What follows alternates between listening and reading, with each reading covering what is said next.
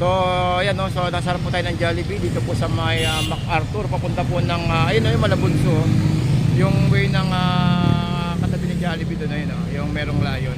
So dito itong mga truck na to na kumakaliwa dito, ito po yung papunta po ng ano ng Tuason.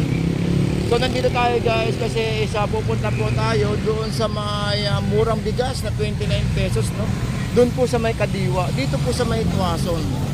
Okay, so good morning to all of you guys no, and shout out po sa mga kabayan po natin no, dito pa rin sa may Malabon. So guys, hindi po tayo mag-Jollibee ha, wala pa po tayo pang Jollibee. Makikiano naman tayo, makikimarites no, makikimarites po tayo doon sa may bilihan po ng bigas. So sa mga kababayan natin no, dito po sa may Malabon, sa may Tuason. So may mga murang bigas po tayo na ano no, na under po ng Kadiwa. So yun no, so samahan niyo ko at puntahan natin. So hindi ko pa napunta, hanapin ko pa lang din guys eh. So samahan niyo ko. Ito po yung papunta po ng ano ng Potrero, Malabon. Yung Jollibee po sa may kanto. So guys, ayan po no. So kakaliwa tayo dito, papasok po tayo sa may Tuason, ayan no. So may actually papunta yata ito ng ano ng Malabon. Tawag ito, tanong natin, ang Malabon tawag ito? Yung Malabon Zoo. Yan no. Yan. Alright. So lumilim tayo no. So guys, ito yun no, pinapakita ko sa inyo dahil para na sa ganun sa makakabili yung mga kababayan natin ng kahit paano sa murang bigas. Siyempre, titingnan din natin kung okay ba yung kapasidad ng bigas na bibilin po natin. At actually kung hugas lang yun, walang problema no. Titingnan natin pa rin no. At sana isa makabili tayo sa halagang 29 pesos no. Yung 5 kilo narinig ko eh.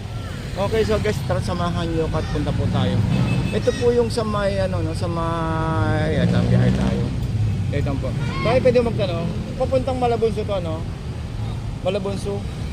Sa may Tuason no. Okay, so Tuason. Hindi, papunta ko yung Kadiwa kasi nandito Kadiwa eh. Yung Kadiwa bilihan ng bigas. Kaliwa ka lang po dito. Kanan. Kanan, okay. Bago lang ba yun? Bago lang yun? Bago lang yun. Okay, thank you po. Yan, okay. So guys, samahan nyo ako, biyahe na tayo. Ito po yung biyahe natin no, sa may Kadiwa. So, napansin ko lang no, para siyang ano, dahil napagtanong-tanong ko, ay ito po yung ano, ito po guys yung ano no, yung Malabunso. Total lang dito na rin lang tayo, ipasyal ko na kayo. So yun no, saglit lang yung lalakarin no. Ito na po yung Malabunso. So sa mga kababayan natin no, na po gustong pumunta dito po sa may Malabon, ayan po yung ating Malabunso. Yan no.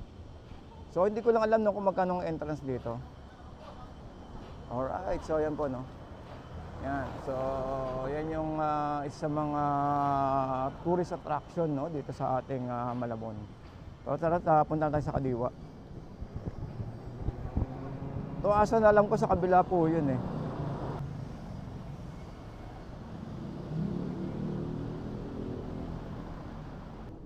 Ito yung sa may ano natin no, sa may Kadiwa.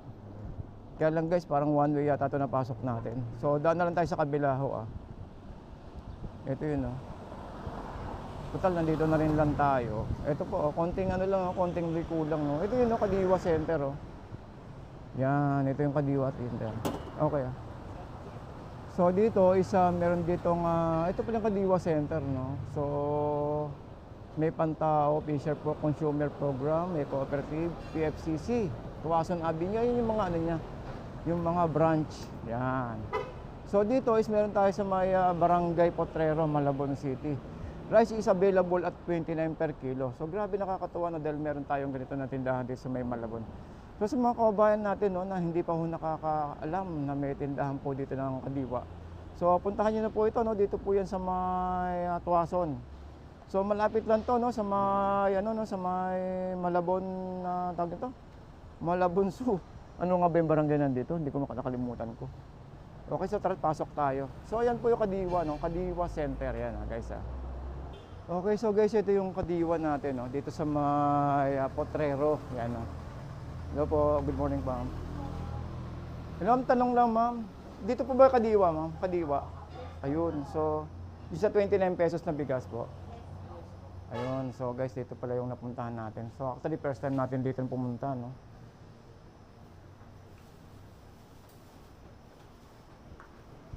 Matagal na itong tindahan po natin. Matagal na rin. Mga 1 month, so bago pa lang siya. Okay. Simula nung nilang siyang kaliwa. Kadiwa. So nag-start siya ng 4 days na itong nakaraan eh. Ewan ko lang yung mga iba-ibang lugar kasi yung kadiwa natin. Oo.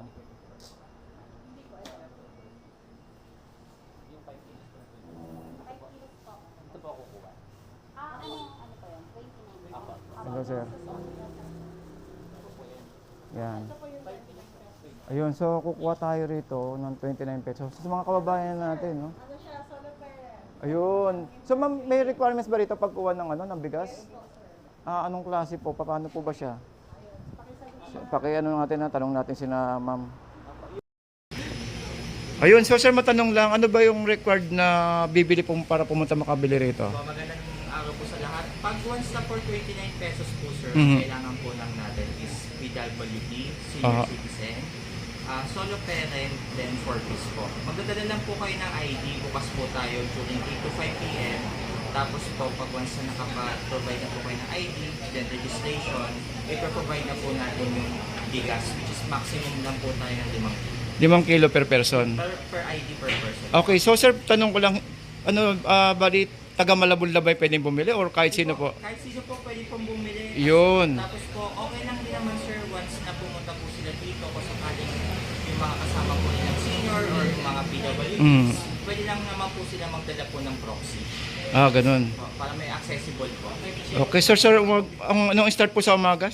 Anong oras po? Alas 8 po ng umaga sir. Alas 8 ng umaga hanggang 5 p.m. 5 p.m. Tapos, ang araw po ay Thursday to Sunday po. Thursday to Sunday. Opo. Anong araw ba ngayon? Ngayon is Thursday. Ayun, sakto sa mga kababayan natin, no? Marami ba stock ba tayo, sir? Sobrang dami po. Ayun, sobrang dami. Sa mga kababayan natin, no? Sa mga kababayan natin dito po sa may Malabon, Caloocan, Kamanaba. Actually, dito na Kamanaba eh.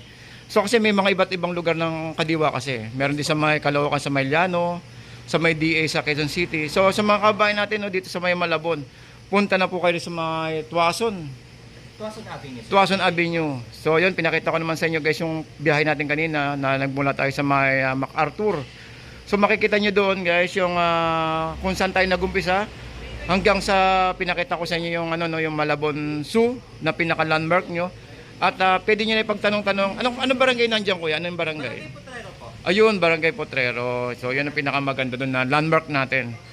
So yun dito guys, hindi lang naman na 29 pesos na bigas ang mabibili natin. Meron pa tayong mabibili ito mga assorted na pwede yung ipang grocery.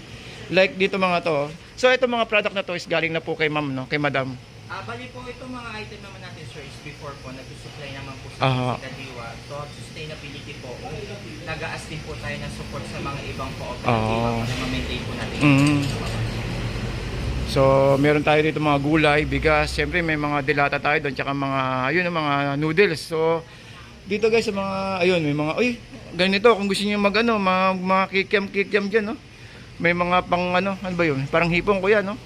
Kikiam, mga frozen product, meron tayo rito. Ayan, mga frozen product. Tsaka mga inumin, meron po tayo. So yun, may mga kape. So dito lang, no, napakadali lang ito. Tapos dito meron tayong product dito guys. So ito, kung gusto niyo magpalamig, itong OMG milkshake, yan, no? Ay, pakita natin maigi. Para makita nila. Okay yan po sir. So sa mga kababayan po natin na magpapalamigan punta rito, pwede kayo magpalamig dito sa may OMG milkshake, no, milk tea. Yan, so meron tayong ice cream dito, kompleto, no. So yun lang, dito meron tayong itlog dito. Pero mabigat ang itlog natin ngayon, no, medyo mahal ng konti, no. I-workout naman natin sir na maging okay po yung pressure ng itlog po natin, Oo. especially kapag once nagkaroon ng sustain sa core. Hindi, alam naman natin na panapanahon din yan eh. Kasi umiikot din ako pag lalo nung summer, halos ipamigay na lang ang itlog natin nung summer eh. Nag-iikot ako sa may Blooming Treat, yung bagsakan doon, halos 3 piso na lang itlog nung panahon ng nung tag-init. Pero syempre may panapanahon din na magmamahal ang itlog at saka manok. Kasi panapanahon din yan eh, panahon ng tag-ulan, panahon ng bagyo, nagmamahal ang itlog. Okay, so guys, paliwanag ko kung bakit mahal tong itlog dito sa mga market natin na dahil panahon ng tag-ulan. Kapag tag-ulan, mahirap mga itlog ang manok. Yan. Yan. Ang isda naman, bakit walang isda? Kasi malamig po ang panahon, mahirap po makakuha ng isda kapag malalim po ang mga isda. Panapanahon po yan. Hindi po dahil ayaw ng gobyerno natin. Hindi, may kanya-kanyang panahon po yan. Kami nakukuha naman tayong direct supply. Oo. May mga ano naman tayo, may mga paraan naman tayo, may mga frozen products tayo na binebenta eh. Lalo nung December, nung taglamig. So yun ang pinopromote natin, no. So hindi po bawal po yun, normal lang po yun. Hindi po natin pinag-aano po yun. Okay, so yun po yung mga 5 kilo, meron tayong 5 kilo at meron din tayong mga regular price ng bigas, no. 45 pesos, sir. 45? Aba, ayos na rin ah. Ito po yung 45 ah. 45 po, wala po tayong requirements. O ba, tignan nyo naman guys. So 45, meron tayong 45 dito. Galing po yan sa kadiwa natin. Ah ba, ayos pala. Presidente. Ayun, kadiwa ng Pangulo. Yan. So nagagawi rin tayo sa DA at medyo malayo-layo. Buti nagkaroon dito sa may sa may Malabon. So magpupunta tayo ng maaga-maaga doon sa may DA, no? Kaya lang maaga na uubos doon, ma'am, dahil sobrang haba ng pila. Ay, sorry po.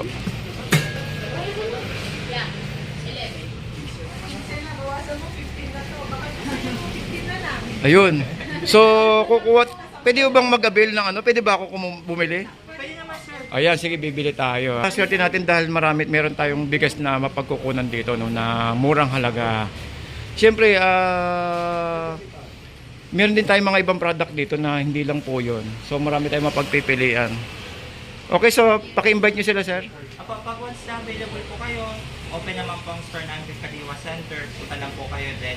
Once na ready na po kayo, provide namin lahat. 8 to 5, 8 to 5 p.m. po, Thursday to Sunday. Thursday to Sunday. Okay, so, ilang buwan na po ito, sir? Actually, sir, magpo 1 month. 1 month, okay. So, sa mga kababayan po natin, no, dito sa may Kamanaba. Hindi lang Malabon, Kamanaba na. So, meron tayong murang bigas dito, tsaka murang mga bilihin, gulay, kumpleto po rito, guys, no. So, sana mapuntahan nyo ito at mapasyalan. Lalo mga panahon ganitong kailangan po natin. Okay, so good morning. Ito po si Kuya Ed. Maraming salamat po sa inyo sa patuloy pong pag-subscribe sa ating YouTube channel. Maraming salamat po, sir. Sa Kadiwa, maraming salamat po sa Kadiwa ng Pangulo. Thank you, guys. Thank you po.